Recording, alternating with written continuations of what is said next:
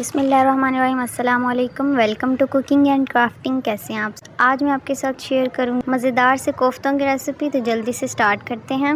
मैंने यहाँ आधा किलो के करीब बीफ कीमा लिया है। उसमें अदरक लहसुन का पेस्ट ऐड करेंगे चॉप करके। 2 अदद प्याज शामिल किए हैं, उनका पानी अच्छे से निकाल लेना है। साथ ही 5 से 6 हरी मिर्चें चॉप करके शामिल करनी है।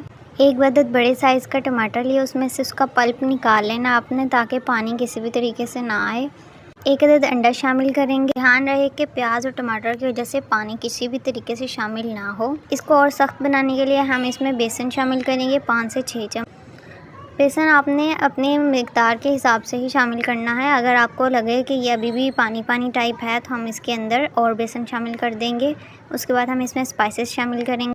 1.5 चम्मच मैंने इसमें नमक शामिल किया है। 1 चम्मच धनिया और ज़ीरा का पाउडर है। 1 चम्मच काली मिर्चों को शामिल करेंगे। 2 चम्मच हम इसमें लाल मिर्चें शामिल करेंगे। वीडियो पसंद आए तो जल्दी से एक लाइक कर दें, चैनल को सब्सक्राइब कर दें, ताकि मज़ेदार सी कोई भी रेसिपी आपसे मिस ना हो।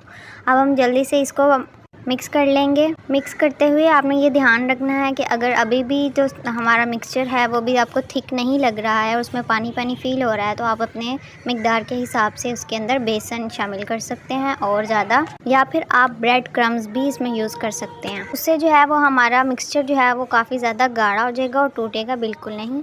हमारा मिक्सचर रेडी हो चुका। अब हम इसके कोफ्ते बनाते हैं। एक प्लेट ली है मैंने, इसको अपने अच्छे तरीके से ऑयल लगा लेना है। जो सिंपल हम प्लास्टिक बैग यूज़ करते हैं उसको मैंने कट किया है, उसके ऊपर भी ऑयल लगा लिया है। अब हम हाथों को भी अच्छे से ऑयली कर लेंगे। उसके बाद छोटी छोटी कोफ्तों की बॉल्स बनाएंगे, बिल्कुल इस तरीके से। कोफ्ते बनाते हुए आपने इस चीज़ का ध्यान रखते रहना है। अगर आपको कहीं से भी टूटते हुए महसूस हों तो आप इसके अंदर बेसन और ज़्यादा शामिल कर दें।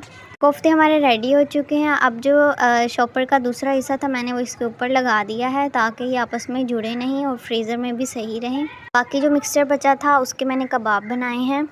कमेंट्स में मुझे ज़रूर बताइएगा आपको आज की रेसिपी कैसी लगी और आप किस तरीके से कोफ्ते और कबाब बनाते हैं। मज़ेदार रेसिपीज़ के लिए हमारे चैनल के साथ जुड़े रहिए। मिलते हैं नेक्स्ट वीडियो में, तब तक के लिए अल्लाह हाफ़िज़।